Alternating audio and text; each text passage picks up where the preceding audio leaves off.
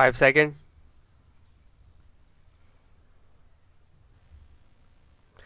In all these cases at hand, the High Court does not appear to have focused on the requirements to have due regard to the qualifications required by the agreement or other considerations necessary to secure the appointment of an independent and impartial arbitrator.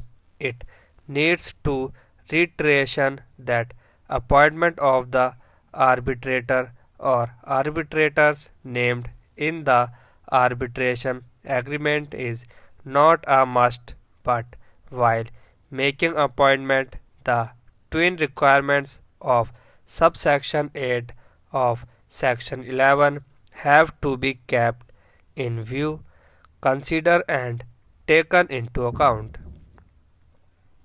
If it is not done, the appointment becomes vulnerable.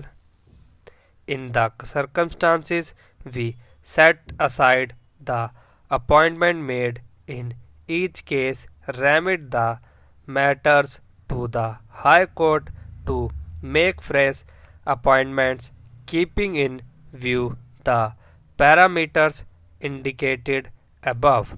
In the aforesaid decision of the case of Northern Railway Administration held that the High Court in the said case does not appear to have focused on the requirement to have due regard to the qualification required by the agreement or other conditions necessary to secure the appointment of an independent and impartial arbitrator.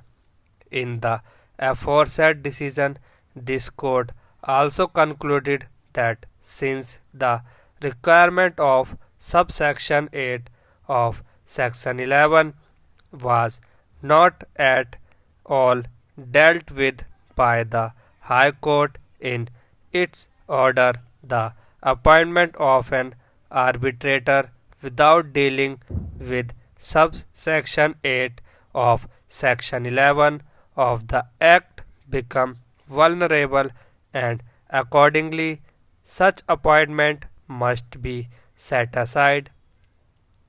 Similar is the position in this case.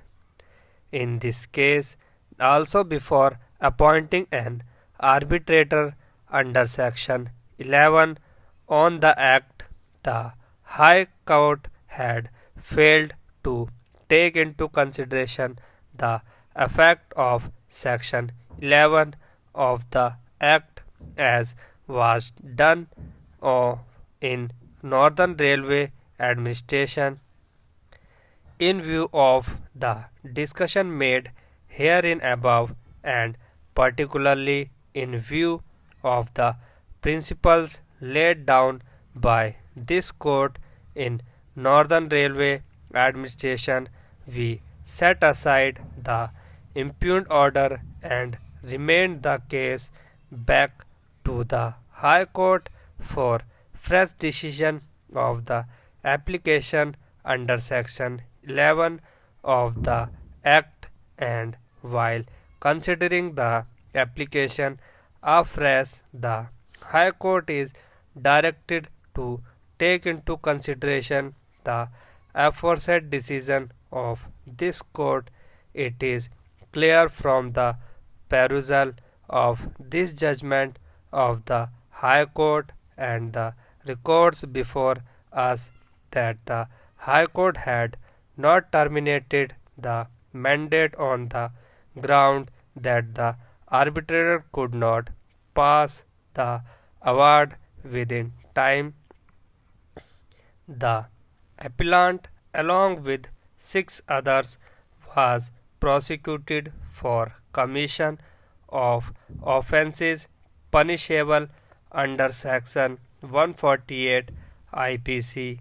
The appellant and other accused attacked the two of the accused gave lathi blows on his back, and as he fell down, the appellant gave a knife blow on left side of his chest.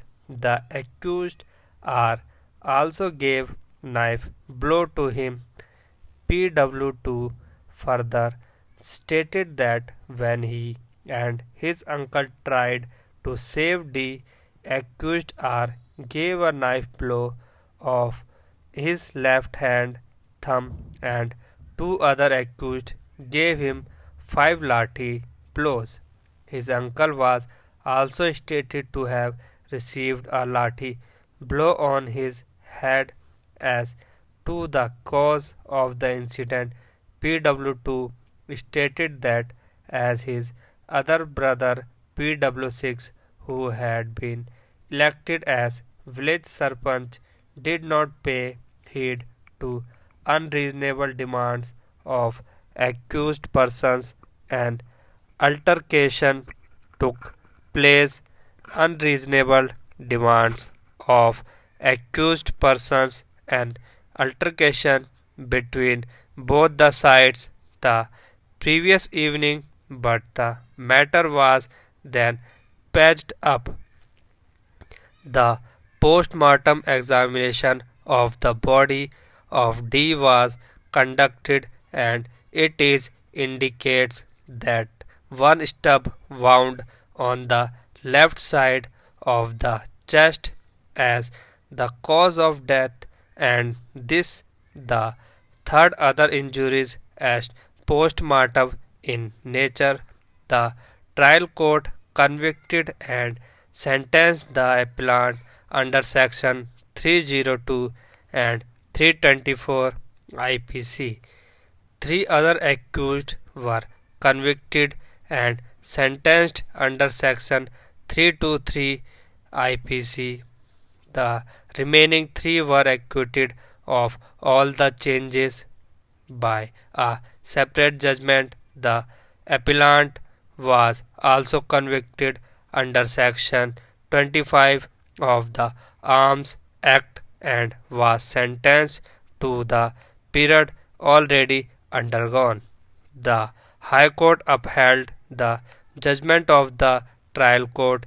Aggrieved, the appellant filed criminal appeal challenging his conviction and sentence under section 302 and 324 IPC, and criminal appeal number 132 of 2007 challenging his conviction under section 25 Arms Act.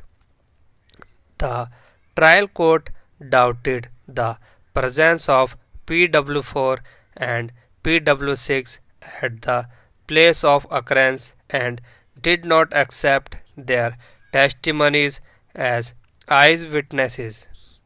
According to the prosecution, the occurrence in which the deceased was killed took place shortly in the morning of June 24, 1995, when PW2 was medically examined with his companion, that is to say, within an hour.